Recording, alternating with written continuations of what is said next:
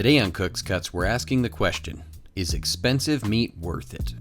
We're going to pick up one of the cheapest cuts of ribeye you can find just about anywhere and put it head to head against one of the finest. It's going to be heavy salt and high heat to really bring out the flavor in this $6 steak and give it the best chance against this $30 steak. Starting things off at the Safe Money Market just a little outside of town, where you're going to find some of the best deals on meat.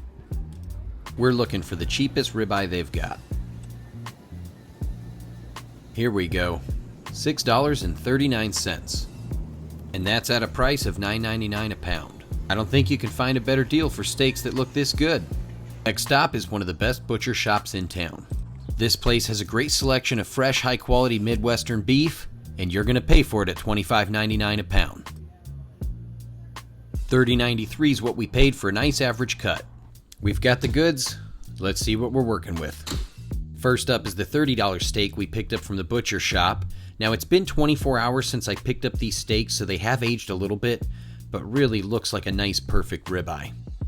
And in this corner, we've got the underdog at just $6.39, really looking like a great steak for the price that we paid. Doesn't have quite the marbling that the other one does, and it's not aging at quite the rate the other steak was. Side by side really shows the thickness of each of the steaks and the difference in some of the color. Now it's time for some salt. They've been sitting out at room temperature for about 30 minutes, and they still need about another 30 minutes before we'll be ready to cook them.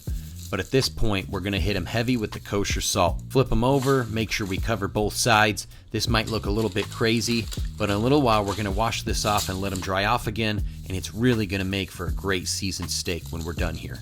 The trick with this process is you want to make sure you don't leave it on for too long, and you want to use the right kind of salt.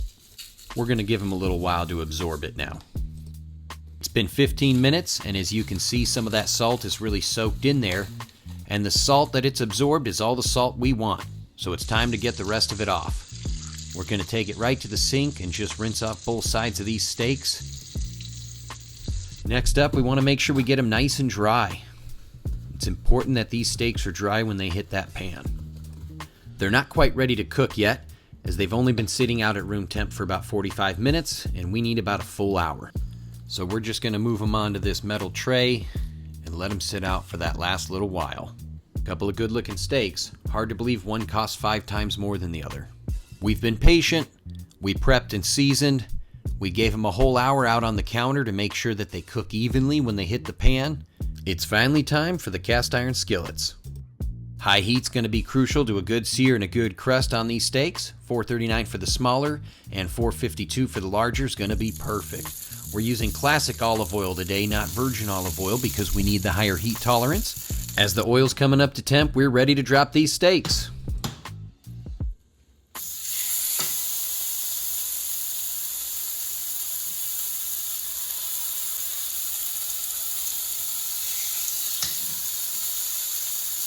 We're going to let the pan and the heat do the work for the next couple minutes while we really develop a crust on those steaks.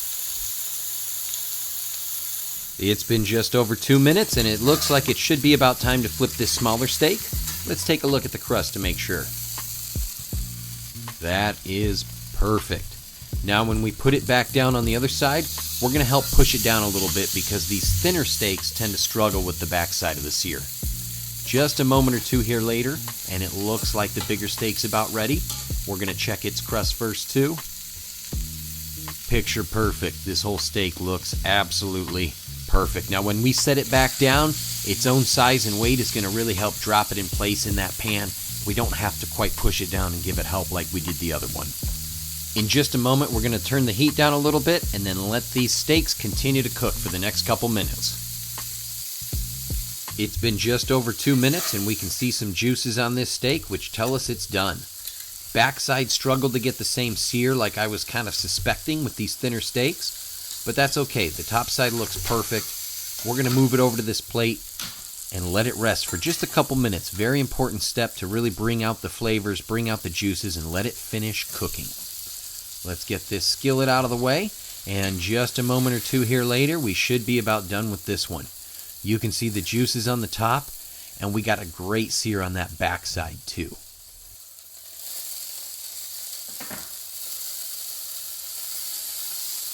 Same process here. We want to put it on a plate and let it rest for a couple minutes. There it is. Couple of steaks cooked the exact same way. Only difference is the price and possibly the quality. You be the judge. We're starting with the $6 steak, which finished first. And we're just going to cut right into this thing.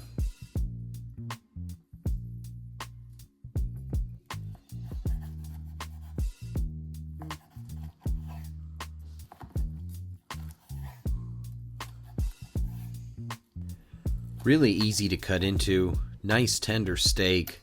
Has a nice little crust on the outside.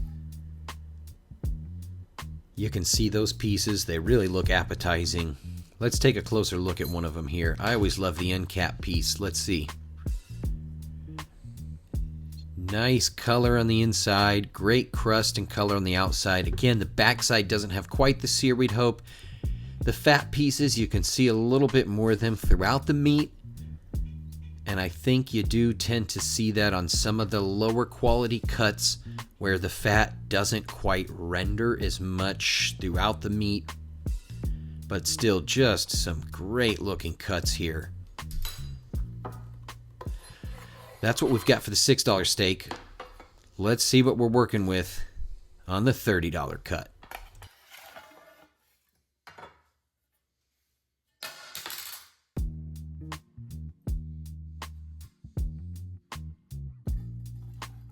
Let's dig right into it. You know, looking at this now, I probably should have flipped it back on the other side and left the better crust side facing up. But that's okay. I think this steak's going to speak for itself. Really tender cutting into it. You can see just perfect color throughout that steak. If you look at the actual meat pieces itself, you don't really see any fat through there because these pieces, these better cuts, tend to do a little bit of a better job kind of cooking it throughout the meat and really rendering that fat to where you can crisp it up on the outside. We're going to cut some slices here. Again, just the perfect tenderness you'd want out of a steak here. Can't wait to dig into this thing.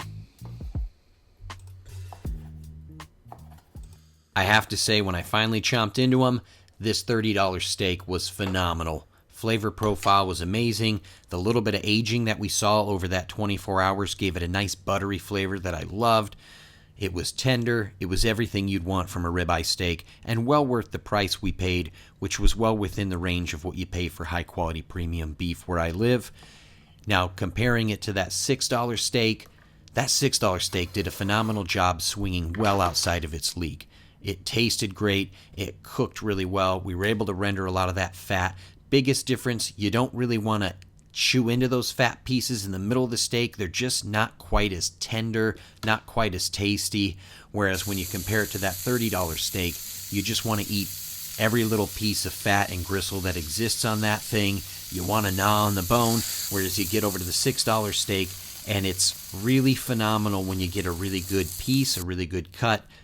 But then when you get to some of those fattier pieces, they're a little bit chewier than what you're getting out of that nicer cut. All in all, I think these were both two really great steaks. The $30 steak was well worth what we paid with the type of quality you expect at that price point, and that $6 steak is probably what you could consider a deal with that size of a steak and pretty decent quality. Again, not at the premium quality we were comparing it to, but really good quality for the price point. All in all, I'd be happy to buy either of those steaks again and feel like I got a really good value with both of them. What do you think?